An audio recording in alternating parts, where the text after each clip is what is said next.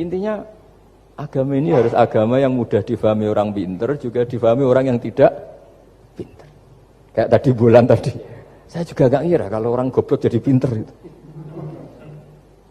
Jadi ini cerita ya. Jadi supaya kita meskipun di lembaga kampus, di lembaga modern, jangan lupa tradisi-tradisi kebodohan ya diabadikan lah kira-kira itu. Karena bodoh itu kadang ya penting. Makanya kalau cerita di dunia wali itu kaca, Anda boleh gak nerima cerita ini, tapi Anda harus percaya kalau kekuasaan Allah itu tidak terbatas. Kenapa orang Madura begitu mencintai kiai? Sebetulnya niatnya ya agak baik, tapi ya baik, nggak baik tapi baik. Ada santri itu Madura, dia saking percaya sama kiai itu ya khidmah, bikin teh, masakan kiai, mijitin kiai, pokoknya waktunya diberikan semua untuk kiai.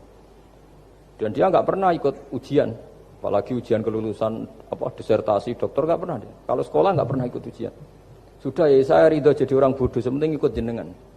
Suatu saat orang ini mati, kiainya tuh pusing, waduh mati. Ini di dalam alam mimpi itu, kamu boleh gak percaya, gak wajib percaya memang. Ini kan ada akidah, jadi gak wajib percaya.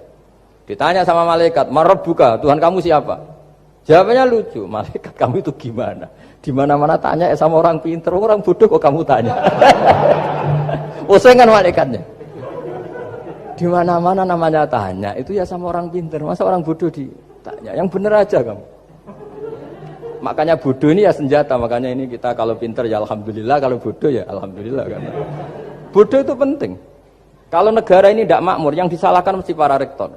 Gunanya apa ada rektor kalau nggak solusi bagi bangsa ini? Orang bodoh pasti nggak disalahkan kan?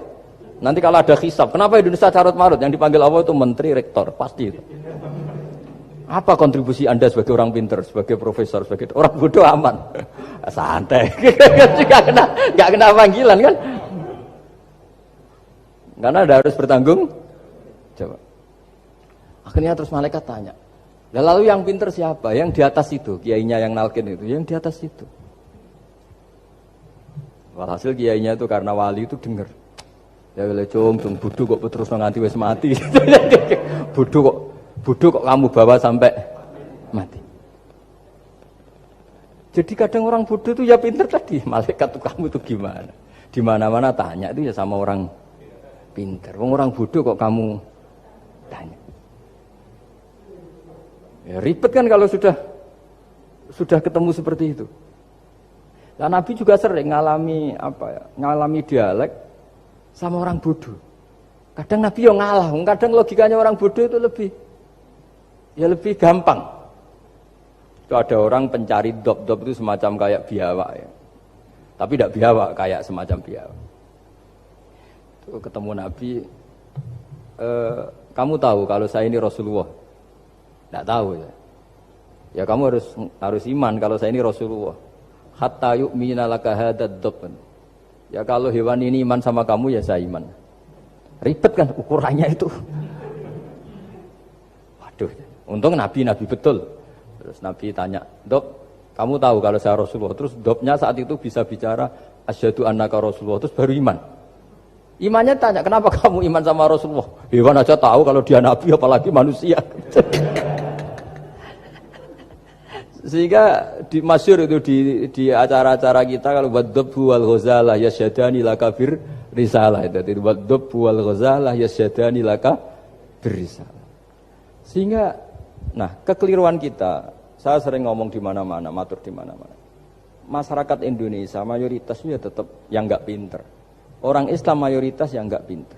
Lalu orang enggak pinter ini diabaikan sehingga mereka enggak jadi energi yang luar biasa untuk mengawal Islam atau mengawal Indonesia. Itu keliru menurut saya. Menurut saya orang-orang yang enggak pinter pun itu punya nurani. Zaman kita dijajah Belanda, itu tidak semua orang rektor, tidak semua orang profesor, tidak semua orang kiai, tidak semua orang alim. Mereka orang-orang yang enggak terpelajar, tapi tetap tahu caranya melawan apa? Belanda, melawan penjajah. Karena tadi manusia ini diciptakan itu sudah punya pengetahuan. Seperti mukadimah dibaca Pak Rektor, Iqra wa rabbukal akram alladzi 'allama bil qalam 'allamal insana ma lam ya'lam. Jadi bawaan manusia itu akan tahu untuk sesuatu yang perlu diketahui meskipun dia orang bodoh. Saya ulang lagi, meskipun mereka orang apa? Orang bodoh. Di sini ini Islam datang yastawi fistifadatiha fistifadati syariah ar-rijalu wasibyan, bahwa ukuran kebenaran itu adalah siapapun mudah tahu bahwa angka 2, angka 3, angka 5 itu adalah far'ul wahid, cabang dari angka 1. Fal aslu huwal wahid, yang asli adalah angka 1. Dan 1 ini harus 1. 0, itu ditemukan untuk setelah ada angka 1, jangan keliru kamu. Tanpa ada angka 1 tidak ada 0, 0 ada gunanya kalau ada 01. Misalnya ada orang bilang, tapi kan ada 0,5, tetap saja harus ada angka 1, nggak bisa. Kamu bayangkan 0,5 kan karena ada 1. Artinya apa? Kamu bilang separuh dari 1. Tapi itu pun karena sudah ditemukan aljabar. Makanya kalau dalam matematika Arab, mungkin di sini banyak orang eksak. Kalau matematika Arab itu mudah sekali, Pak On. Orang Arab itu nggak mau bilang 2,5. Misalnya zakatnya tijarah itu 2,5. Itu kan kalau kita zaman SD kan garap porogapit. Itu orang Arab nggak mau. Saya pernah cepet-cepetan garap matematika, yang ahli matematika sama saya, itu cepet saya. Karena saya pakai matematika bodoh. Justru itu gampang. Kalau orang Arab cara berpikir gini, kalau bilang 2,5 itu rubu'ul usur. Apa? Rubu'ul usur. Dari rubu'ul usur gini, 1/4 dari 1/10. Jadi misalnya 100 1/10-nya berapa? 10. Setelah 10, 1/4-nya berapa? 2,5. Jadi bertahap, rubu'ul usur.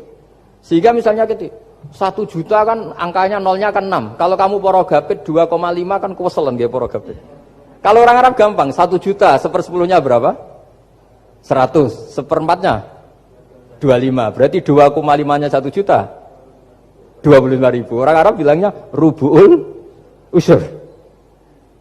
1/4 dari 1/10. Jadi di 1/10-kan dulu baru di 1/4.